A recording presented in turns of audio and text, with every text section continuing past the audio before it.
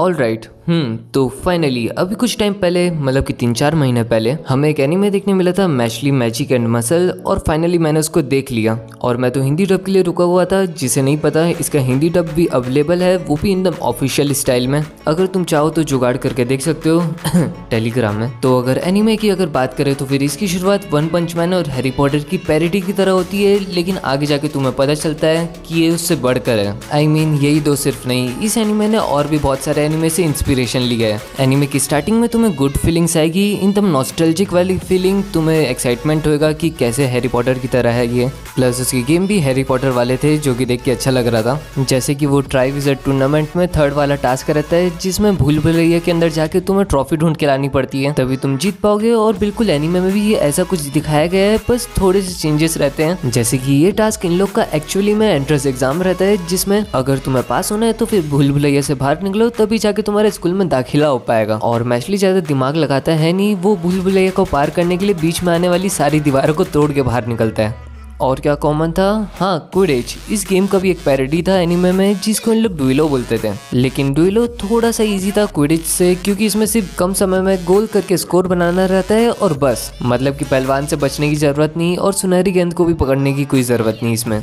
और अपने main character को तो जादू करना आता है नहीं, जिसकी वजह से वो जादुई झाड़ू का इस्तेमाल नहीं कर पाता है, और वो इस्तेमाल करता है अपने फिजिकल स्ट्रेंथ की। और सच कहूँ तो ये वाला पार्ट मेरे को थोड़ा सा साउथ की मूवी की याद दिला दिया, क्योंकि थोड़ा सा इलॉजिकल लगा, लेकिन कोई बात नहीं, आगे जाके इसको ठीक कर दिया जाएगा शायद। और इतना ही सिर्फ नहीं, इस एनीमे के टीचर्स एंड हेड मास्टर भी इंस्पायर थे हैरी पॉटर से, जैसे कि डम्बलडोर, प्रोफेसर मैकगोनागल और भी थोड़े बहुत। इवन ड्रैगन्स एंड विशाल मखड़िया भी है इस दुनिया में। लेकिन ये सब के बावजूद ये एनीमे हैरी पॉटर की एक ऐसी पॉसिबिलिटी को एक्सप्लोर करता है, जिसके बारे में तुम भी सोचने में मजबूर हो जाओगे कि क्या होता अगर जादूगर नॉर्मल इंसानों को मार देते और पूरी दुनिया में अपना कब्जा कर लेते तो। अच्छा हाँ, प्लॉट के बारे में बताना तो भूल ही गया। प्लॉट कुछ ऐसा रहता है जिसमें एक जादुई दुनिया रहती है, जहाँ पे सभी लोग जादूगर रहते हैं, लेकिन इस दुनिया में भी कुछ ऐसे बच्चे पैदा होते हैं जिनको जादू करना नहीं आता है। और हाँ, इस दुनिया में जितने भी जादूगर होते हैं उनके बचपन से ही उनके चेहरे में एक लाइन होती है, जितनी ज्यादा लाइन उतने अच्छे जादूगर। लेकिन कुछ बच्चे ऐसे भी होते हैं जिनके चेहरे में लाइन नहीं होती है, जिनमें से एक रहता है अपना मेन कैरेक्टर। और क्योंकि ये जादुई दुनिया है तो फिर संतुलन बनाए रखने के लिए लोग ऐसे बच्चों को मार देते हैं। लेकिन अपना मेन कैरेक्टर मैश बच जाता है, क्योंकि जो उसके पापा रहते हैं जिन्होंने उसको अडॉप्ट किया रहता है, उनकी वो जीने की वजह रहता है, क्योंकि उसके पापा एक ऐसे इंसान थे जो कि जादू में बहुत कमजोर थे, जिसकी वजह से लोग उन्हें पसंद नहीं करते थे। मतलब कि इस दुनिया में सिर्फ जादू आना काफी नहीं है, तुम्हें एक अच्छा जादूगर बनना पड़ेगा, तभी जाके लोग तुम्हारी इज्जत करेंगे। वो कहते हैं ना कि अगर आप अच्छे जादूगर है तो फिर आप महान है, नहीं तो आप कुत्ते के समान है। और क्योंकि उन्हें पता रहता है कि ये दुनिया कितनी जालिम है, तो फिर वो मैश को सबसे बचा के रखते हैं, लोगों से दूर, जंगलों के बीच में। क्रिश का रेफरेंस।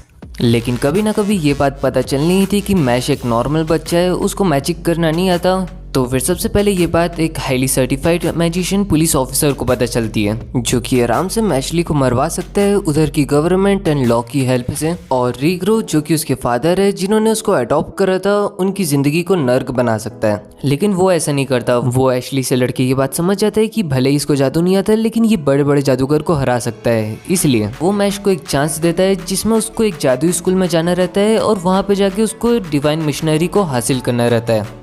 डिवाइन मिशनरी एक टाइटल है जो कि टॉप मैजिशियन स्टूडेंट को ही मिलता है, और इसको हासिल करने में बहुत सारे पैसे और शोहरत भी मिलते हैं, जिसको ऑफकोर्स वो ऑफिसर रख लेगा, लेकिन वो बदले में मैश और उसके पापा को छोड़ देगा। और इसी डील की वजह से ये एनीमे शुरू होता है, जिसमें एक बच्चा मैजिक के स्कूल में जाता तो है, लेकिन उसको मैजिक करना नहीं आता है, और उसको ये बात छुपानी भी है। तो फिर वो किस तरीके से ये सब चीज़ों को हैंडल करता है, ये सब चीज़ें तुम्हें देखना चाहिए। लेकिन एट द एंड मेरा क्या ओपिनियन है इस एनीमे को लेके, मेरा ओपिनियन एकदम क्लियर है। स्टार्टिंग के 6-7 एपिसोड मेरे को बहुत अच्छे लगे, लेकिन आगे जाके मेरे को समझ में आने लग गया था कि भाई कुछ तो गड़बड़ है। आई मीन ये मैजिक की दुनिया है, राइट, लेकिन इधर मैजिशियन एक ही टाइप का मैजिक बार बार क्यों यूज कर रहे हैं। मतलब तुम अगर फायर टाइप का अटैक यूज कर रहे हो तो फिर तुम्हारे अटैक सारे फायर टाइप से ही रिलेटेड रहेंगे, ये कौन सा लॉजिक है। मतलब ऐसा तो जरूरी नहीं है ना। और इसी वजह से ये मेरे को थोड़ा माई हीरो अकेडमी टाइप लग रहा था, जिसमें हर एक कैरेक्टर के पास अपनी एक पावर है। मतलब किसी के पास मड की पावर है तो फिर वो अपने क्लोन्स बना रहा है, जो कि थोड़ा बहुत टॉयज जैसा लग रहा था, लेकिन इवन दो दोनों में बहुत फर्क है। और भी बहुत सारे कैरेक्टर है जिनकी सिमिलर पावर थी और तुम स्क्रीन में साइड बाय साइड देख भी रहे हो।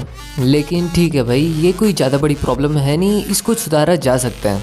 और इसके अलावा सेकंड चीज़ जो कि मेरे को बहुत ज़्यादा अजीब लगी इसके फर्स्ट सीजन में, वो थे इसके विलन्स। मतलब कि फुद्दू फुद्दू से विलन आते हैं और उनकी बैक स्टोरी दिखाई जाती है। भाई जो विलन 15 मिनट से ज़्यादा दिखा नहीं है, जिसके साथ मेरा इमोशनल कनेक्शन नहीं है, जिसको मैं अच्छे से जानता तक नहीं हूँ, उसका बैक स्टोरी सुन के मैं करूँगा क्या? और एक की बात नहीं चल रही ना, बहुत सारे हैं। और इतना ही नहीं और उसको विलन क्यों बना ये दिखा रहे हैं, लेकिन भाई विलन बन के भी उसने क्या उखाड़ लिया। लिटरली गाइस एक समय तो ऐसा आ जाता है कि भाई बैक स्टोरी सुनने का मन भी नहीं करता। लेकिन ओवरऑल एनीमे अच्छा है, ऊपर से हिंदी में भी है, तो फिर तुम्हें सपोर्ट करने के नाम से तो देखना ही चाहिए। जहाँ पे भी बोर लगे छोड़ देना। और इसका सेकंड सीजन भी आने वाला है। और कमेंट सेक्शन में बताओ कि मैं अगला कौन सा एनीमे का रिव्यू करूँ। प्लीज ज़ोम 100 कोई मत लिखना, क्योंकि मैं उसका इंग्लिश डब का वेट कर रहा हूँ और पूरा सीजन खत्म होने के बाद ही देखूंगा।